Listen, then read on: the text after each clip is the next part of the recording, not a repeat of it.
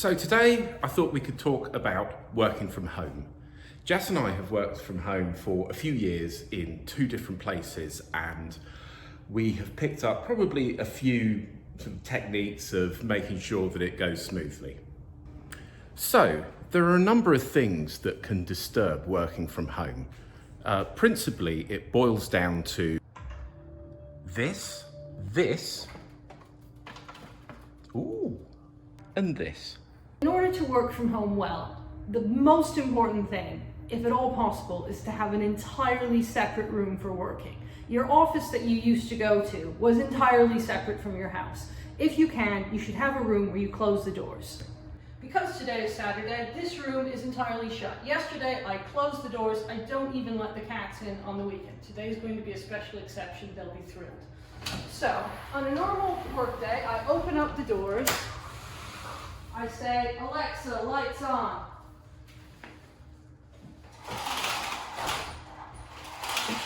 And I open it up just like you would if you were coming into an office for the first time on a normal day in a normal office. Something you may have noticed is that the desks are toggled. We have Chris over here and me over here. There's a very good reason for this.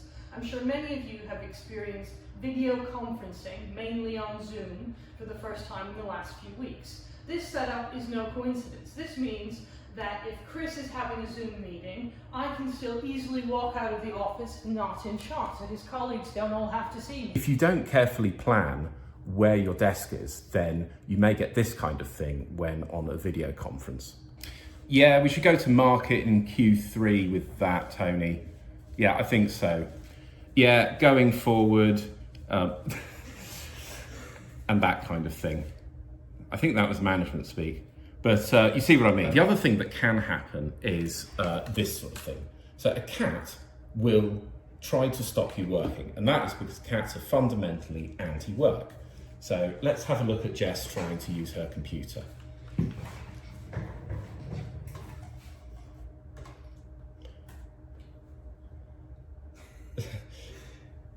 Yes. See, the cat has infected Jess with this kind of virus that makes her just look and smile at the cat. So for that and other reasons, it's important to have control over the video and audio in your house. This can also happen. Make sure to lock your laptop before your cat starts pressing keys. If you don't, then your colleagues may think there's something wrong with you when you just press a lot of J's into the messaging client. I just want to log in. Can I just hang on? Right there. One of the most important things you can do is get a decent pair of headphones with a microphone. If your audio or video conferencing is using your headphones microphone, it will help isolate the sound of your voice from other sounds in the room. Secondly, having a pair of headphones will isolate the audio from the conference from other sounds in your house. So it actually works to make you feel like you're more in the conference than in your house. You may think your office is noisy, but actually your home might have different noises that distract you. So I recommend getting some noise cancelling headphones. Otherwise, if you start noticing things like an air conditioner or a fridge, it may be distracting. Notice how Jess's laptop has a stand, a separate keyboard and mouse, and a second monitor. This is to try and replicate a desktop quality setup with a laptop. If you're used to using a desktop at work and move to a laptop, then you might find that the keyboard feels different and isn't ergonomically, or is it aesthetically, or what's the other one? You might find it's not very good on your wrists and hands. You'll be happier with this setup. I've also got some rests for my wrists. So you want to be comfortable like you would be at your office, or perhaps even more comfortable because you're in control now. You can decide what you need. Yeah, I think that having a second monitor is also very good because your laptop monitor is probably smaller than your work monitor. But no, if you have this, I think that this makes it much more comfortable. Also, if you can, get some kind of office chair rather than just getting, I don't know, a dining chair or whatever's around. One last advantage of having your laptop on a stand is that the camera on your laptop will be eye level. And that means that when you're doing video conferencing, it will look like this Cats will be distracting. They like chairs, they like comfortable things. I was about to film another section and then Zosha just sat down, and she does this about 3 times a day and she doesn't understand. So now I have to gently, I did not do anything wrong though, I just touched you. Look, you're making me look like I'm abusing. No, I know. No. All right, I'll do this bit with you up there. This is the kind of thing that happens when you have cats. Cats are the opposite of work. So what I was trying to say was that your laptop, if you're having, look, there's another one. If you have your laptop at roughly eye level, then you have the camera's going to be here rather than here.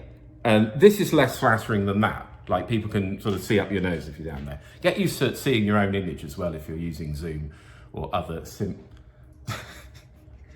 things. It's mostly good working at home. I just think it's then this kind of nonsense happens. Your cats will also get used to you being around all the time, so they'll get even more needy, won't you? As tempting as it is, you should try to avoid sitting on the sofa whilst working, because this can lead to, woohoo, this is much better than work. You still need breaks, and a break is really just not physically doing your job and not mentally doing your job and doing something else. So things like putting laundry away is perfectly fine. I haven't done laundry on the weekend in years because that is both a mental break and a physical break from my job. So it means I can put paid work and housework on the same days and then just have a nice weekend where the most taxing thing I do is film a blog video. One more tip about audio and video conferencing. Get good at turning your camera on and off and also muting yourself. What you don't want to do is stay on longer than you intended to. So if you're on a call and you're muting yourself, make sure the mute works. Your phone will have a mute, the app will have a mute, but yeah, just avoid having it where you're sitting there and you say something and you say goodbye and then you maybe talk to other members of your household effectively in front of all of your colleagues. You can imagine how that can go terribly wrong. So this kind of setup will mostly work, except for the times where you both have video or audio conferences. You might find that you disturb each other. So, and this is only if possible, obviously, try to set up a secondary workspace. This could just be a table, or at least be prepared to take your laptop out so that you can have a conference and not disturb the other person. So I think lastly, you have a couple more points on separating your work life from your home life. So number 1 on the work-life balance is, I've been seeing on Facebook and other social media sites that you're all at home in your pajamas all day. Stop it. Go have a shower. And if this doesn't mean you have to do full makeup or that you have to wear what you'd wear to work, but you should probably try not to work in your pajamas for more than, say, an hour a day. Take a shower break. Wear some new clothes. Otherwise, this whole period is going to feel like one long sick day, and that's not good for anybody. If you're actually well and you're just staying home for the quarantine, put some clothes on and be showered. This is essential for your work-life balance.